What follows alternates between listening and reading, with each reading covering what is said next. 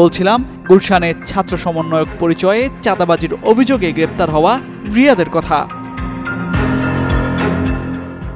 খোঁজ নিয়ে জানা গেছে সেনবাগের আব্দুল রাজ্জাক সোলেমান রিয়াদ কোম্পানীগঞ্জ উপজেলার বসুরহাট পৌরসভার পলাতক মেয়র কাদের মির্জার অস্ত্রধারী ক্যাডারদের একজন।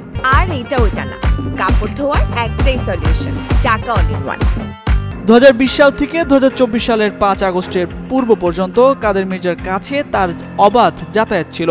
এরপর তার উত্থান হয় ছাত্র সমন্বয়ক পরিচয়ে। দিনমজুর ও কখনো রিকশা চালক বাবার উপার্জন তেমন না থাকলেও 5 আগস্টের পর বদলাতে থাকে রিয়াদের জীবন জীবিকা।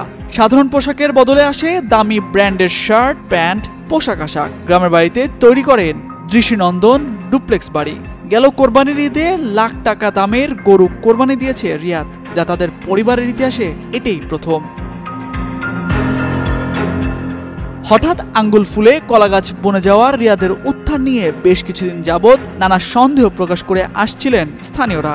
তাদের ভাষ্যমতে রিয়াদের আয় উপার্জনের দৃশ্যমান কোনো উৎস ছিল না, অথচ খুব অল্প সময়ে বিত্ত বৈভবে এলাকায় প্রভাবশালী হয়ে ওঠেন। তিনি নিজেকে পরিচয় দেন একজন ছাত্র প্রতিনিধি ও সমন্বয়ক হিসাবে।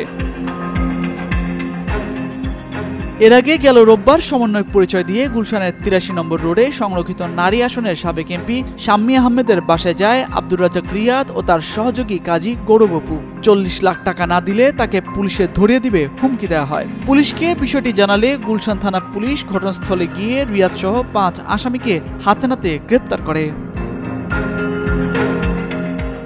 তামজিদ মির্জা, যুগান্তর নিউজ।